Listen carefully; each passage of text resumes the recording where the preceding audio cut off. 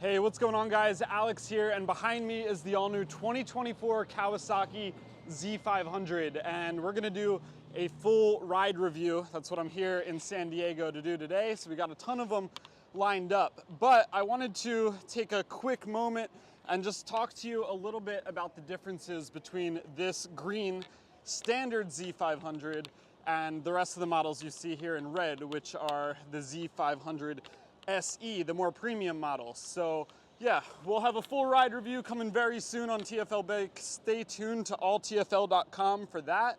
But in this video, I figured we'll dive deep into all the differences. That way, if you're thinking about buying one of these, you know what model is gonna be right for you. So first off, just kind of general overview of the Z500. It's pretty much Kawasaki's entry-level naked bike.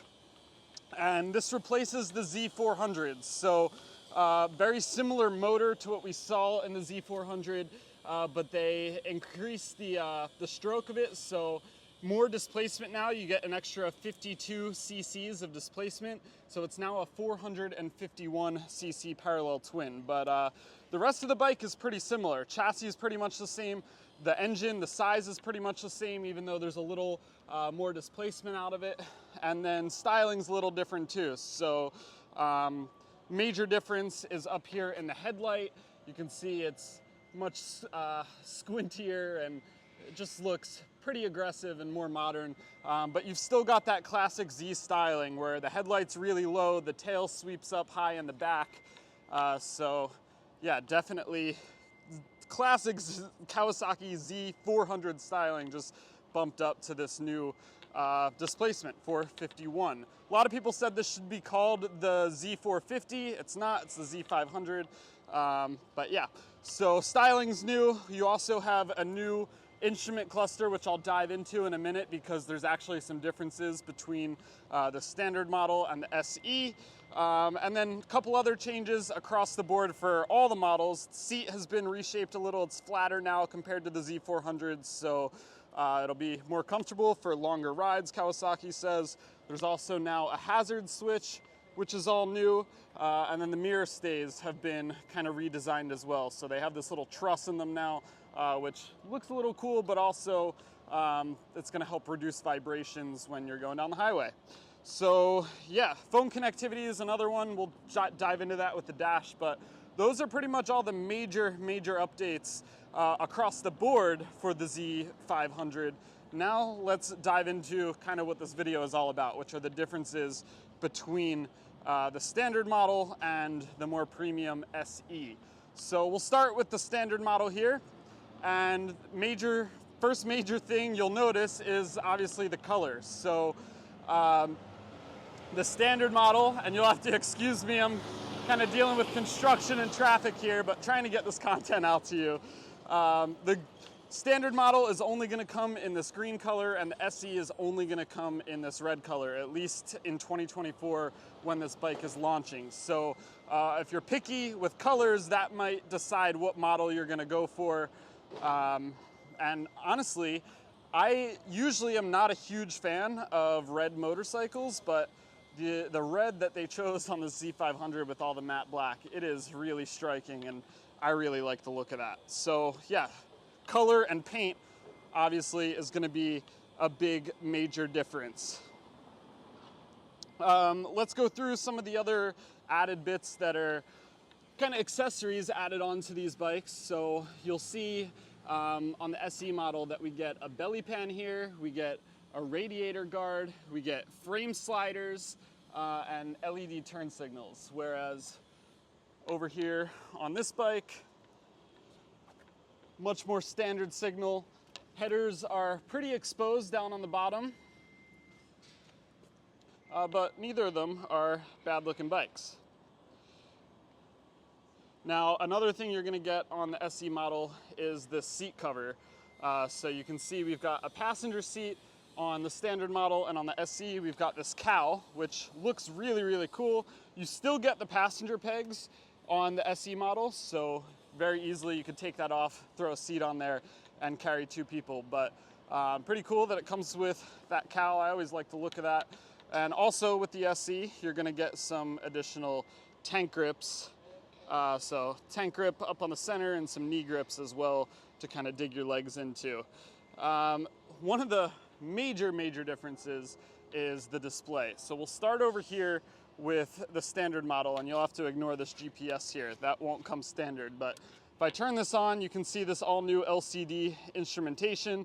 The old Z400 had a very old school looking dash setup, and it kind of had the numbers going around. It looked like an analog tack, but it was actually using an LCD. It was digital. Wasn't my favorite look. They totally cleaned it up with this, and I think it looks really good considering this is an LCD display. You've got some indicator lights up top, some dummy lights over on the side, gear position indicator, not a bad looking unit. But if you jump over here to the SE, you're gonna see a TFT display, and this screen should look pretty familiar if you're if you've seen a lot of Kawasaki's other products. They use this on a lot of the other Ninja bikes, a lot of the other Zs. But yeah, this is a really good looking display. Full color. You can change the display mode to be a white backdrop instead of black. There's all kinds of settings, phone connectivity. Let me X out of there. I think I ride a lot of different bikes. Yeah, hold both of them to go back. So sometimes you forget how they work and it takes a sec to get used to it. But yeah, TFT display on the SE, the more premium model, and you have a more basic LCD over here. And besides that, there's really not a whole lot that's different between these bikes. I think the main thing that you're gonna go for if you want to pick up the SE is going to be the color scheme, if you want the matte black and red look, and the TFT display. There's also a USB-C port for charging on the SE model hidden behind that display as well. But yeah, TFT and the color I think are the main two ones, because most of the other stuff that comes on this bike, like the frame sliders and the belly pan at the bottom and the seat cowl, most of that can be, or all of that can be added as Kawasaki accessories after the fact. So LED turn signals is the other one. Those are kind of the three things. LED turn signals, the color, and the TFT display are kind of the three things you're not going to be able to add after the fact on the base model, but everything else you get on the SE you can get as a dealer accessory installed later on. Let's talk about price now, because we have pricing on both these models. So the standard model, the regular Z500, starts at $5,599, so under $6,000. That is a $200 price increase compared to the previous model. And then if you jump up to the SE model, MSRP is going to be $6,299. So not a huge price jump to go from one to the other, and there's a lot of value there, I think, for what you're getting. But it is an interesting kind of setup from Kawasaki, because this, let's face it, is an entry-level, beginner-friendly motorcycle, and most beginner riders are looking for probably the most budget-friendly option they can find, which would be this base model here. So kind of interesting that we see a more premium version of an entry-level bike. And I'm curious to see how these are going to sell, or if more people are going to go for the standard model over here. Me being the tech nerd I am and loving this red color scheme, I think I would go for the SE model, pay the extra money. I just love the look of it, and all the added accessories are just kind of a bonus on top of that. But yeah, like I said, full ride review is going to be coming very soon to TFL Bikes. So if you have any questions, drop them down in the comments below, and I'll be sure to try and answer as many of those as possible. We'll jump into, how it rides in the canyons, on the highway, through the city. We'll dive deeper into all the tech and everything in that video. So this is just kind of a quick update. I wanted to show you guys what I'm up to here in San Diego, show you this cool shot of all these bikes lined up, and give you a little walk around of what you can expect to see in a dealership if you're shopping for a Z500, and whether you should go for the SE or the base model.